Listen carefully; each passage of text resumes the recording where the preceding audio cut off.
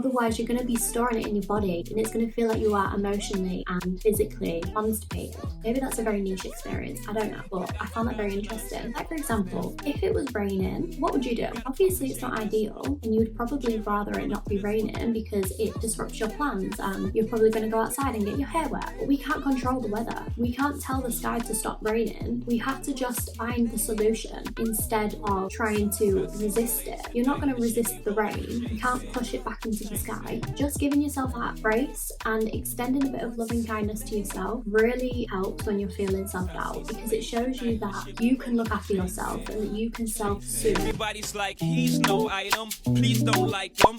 He don't wife him. He one night some. Hey guys, it's Sami. Hope you're all doing well. Today's a cozy video. My voice is raspy, as you can tell. I'm feeling a little bit under the weather, but we're rolling through, and I thought it would be very fitting to do a nice cozy one-on-one chat with you guys. I've got my hot water bottle, got my blanket, got it all, got my tea. So make sure that you get cozy and warm and get a hot drink of your choice, and let's get into it. I'm sure you all know that some days you can be so on top of the world, so positive, feeling like everything is going in your favour, and then other days it feels like that person the day prior is a complete stranger. You don't know that girl, and it can be so frustrating because you have no control over that. That is just what happens. I've spoken about limiting beliefs in my previous videos, but in this video we're going to talk about the byproduct of limiting beliefs, which is self-doubt, and more importantly, how to overcome self-doubt and how to deal with it, because it's a very uncomfortable feeling to sit in. So I've made some notes on what self-doubt actually is and how to identify if you were feeling that. I'm really sorry about my voice, guys. I'm very raspy today. When we have self-doubt, we are questioning our every move. It can feel like uncertainty and not knowing what is the right thing to do and what is the wrong thing to do. An inability to even make a decision. Thinking that everybody else is against you and thinking that everything that you're saying is wrong and that everybody else around you is right and proving you wrong. Numbness. It can feel like you don't want to do anything. It can make you feel fear in general. Fear of the unknown. Fear of in your blind faith into something that you don't necessarily know will come into fruition. You've got no proof. And it can also feel like low self-esteem, low mood, and vulnerability, I guess. Self-doubt can feel like it comes from nowhere. It will just appear out of the blue after you've probably had a spell of really nice days and you've been feeling really, really positive and hopeful, and then all of a sudden you feel so burdened and you feel like there's no point in trying. It can make it so hard to get anything done when you're feeling self-doubt because you've got no belief in yourself. Your self-esteem is just down here. It just seems so random. But the thing is, self-doubt doesn't come from nowhere. It often comes from a place deep within, and something that might have happened in your environment or even chemicals doing their thing in your body can trigger something that happened to you before. It can trigger a wounded inner child. That's why sometimes our reactions seem so much more intense for what is actually happening in that situation. There might be absolutely no reason in this current moment for you to be feeling self-doubt, but something has happened that has triggered a wounded inner child, and that inner child is screaming out. It is literally begging to be listened to,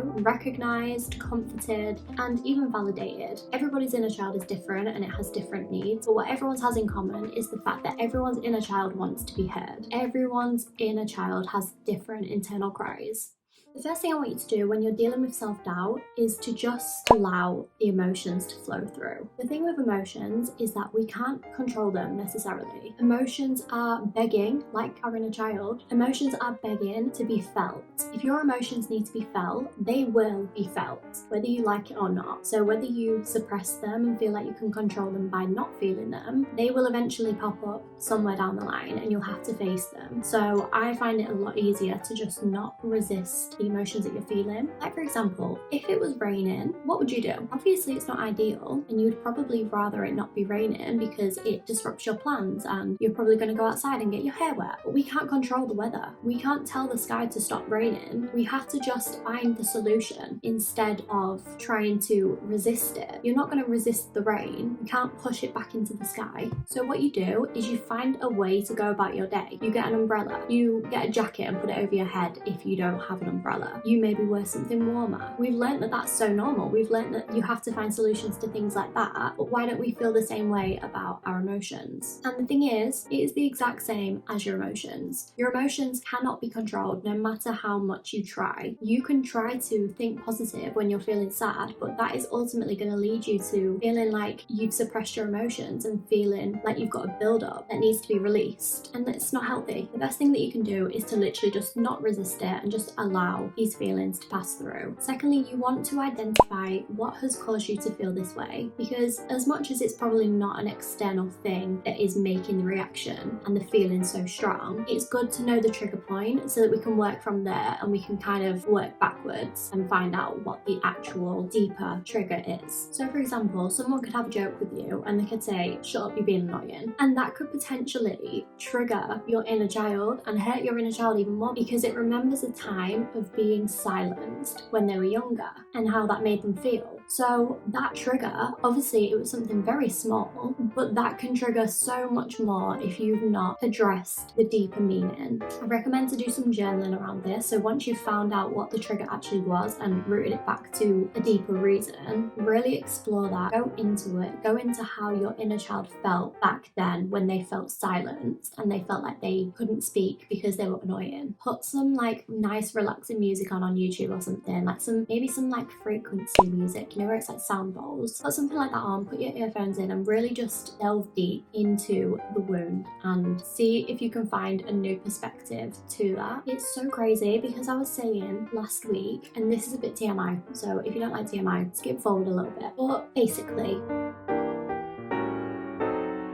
last week I was describing myself as emotionally and physically constipated, to put it bluntly. I felt very emotionally stunted. I felt like there was blockages there and I couldn't quite find anything that would make me cry and be able to release it, and I was too busy doing other things that I actually didn't have a moment to sit down and feel my feelings. I was so busy last week doing like content things and just getting loads of work done that I failed to do inner work and really nurture myself like I usually would. I usually wake up 5 a.m. so that I can do my yoga, so that I can meditate and journal, do all those kind of things, even read, and I just didn't do that last week. I would wake up at 5 and I would just work straight away because I had loads to do and I needed to get it done. So there are times where you do need to do that, but then it was for me recognizing that I actually did feel very blocked up, like I was actually blocked up. I couldn't go, and I don't even know why, because I was eating all the grapes, I was drinking all the peppermint tea, eating lots of fiber. Nothing was helping me at all, and it was so uncomfortable. I was so bloated all week and it wasn't nice, but my body was calling out. I could literally feel it in my body. I feel like I really trust my own body and knowing what I need, and my body was calling out for some movement. It was calling out for some inner work. It was calling out for meditation and even just reading. Like, I've missed reading so much and I've been so busy with everything else that I just completely neglected all of that stuff. So I took it upon myself yesterday and today to actually put some more time into me and focus into my health and well-being rather than putting my everything into work and into this. I thought, no, I need to fill my cup first, take my own advice. So last night I did yoga. This morning I woke up at 5 and did a yoga practice. I did a deep imagining on the To Be Magnetic app, and I did a lot of journaling, like a lot of journaling, and made some realizations and really felt my emotions because I was feeling a lot of self-doubt this morning. This is what has triggered this video. This isn't what I was meant to be doing this week, but we move with it. And as soon as I did that, obviously my self-doubt didn't just go away, but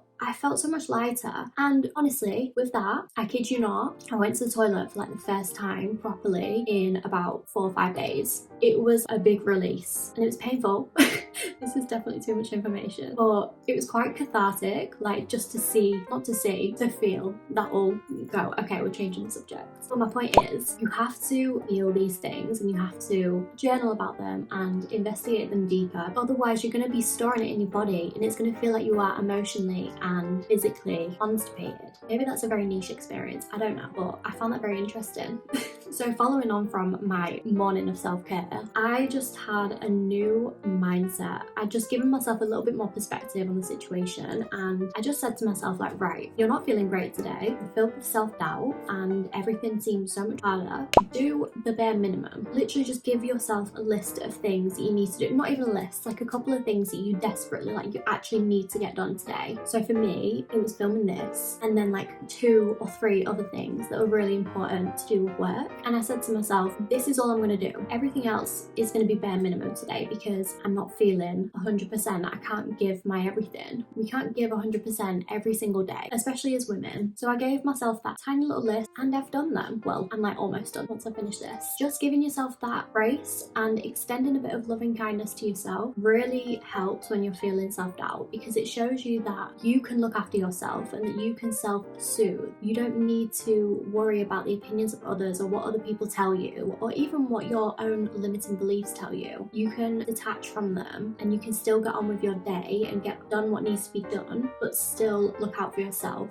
and what your body needs. Another thing, if you're feeling self-doubt, I would really just recommend that once you've done your things that you need to get done, give yourself a little bit of playtime. Give yourself time to do things that you really enjoy or things that just make you feel good. I really love watching Schitt's Creek at the minute. I love it. It's so funny and lighthearted and it just makes me happy. So put on your favourite programme, put on a cartoon or something really ridiculous and lighthearted, and just allow yourself to just be in your childlike nature and just nurture your inner child a little bit and allow them to express themselves freely, because that's probably why they're screaming out to be heard. I'm going to leave that there for today because my video is getting very, very long and it's just getting ridiculous at this point. It was like almost half an hour last week. But I just want to end and say, if you're feeling self-doubt, you are not alone. Everybody feels self-doubt in some degree at some point in their life. For me, I feel it quite often come up and it's uncomfortable, but I feel a lot better knowing that I have my coping strategies to deal with it and to self-soothe, and you can too. And I do think a lot of it just comes down to really getting to know yourself and really getting to know your inner child and what they are crying out for. Why do they feel self-doubt? Because a lot of the time it will be your inner child who's feeling this self-doubt and it won't be you in this moment, if you know what I mean. It is so important that we address these deep-rooted issues and get through them. Right, I'm going to end this because my throat is like,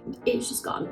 I think I've got allergies. I don't know how because it's still cold outside. It is sunny. I don't know if that makes a difference. Anyway, I love you guys so much. There's obviously probably more that I could speak about on this topic, but there's only so much you can say in these videos. Honestly, I watch them back when I'm editing and there's so many more things that I want to say, but I can't think of everything on the spot. Do you know what I mean? I love you guys so much. Thank you so much for watching. Please pray for me and my throat. I don't know what's happening. Thank you so much for subscribing. Oh my god, thank you. I really appreciate every single subscriber and like and comment that I get, genuinely from the bottom of my heart. Thank you. I hope you found some kind of comfort in this video, and if you're feeling self-doubt, just know that you're not alone. Like, that is me today. I wasn't even meant to film this video, but here we are. Anyway, I love you guys so much. Thank you for watching, and I will see you in my next video. You gotta puff a J to this one.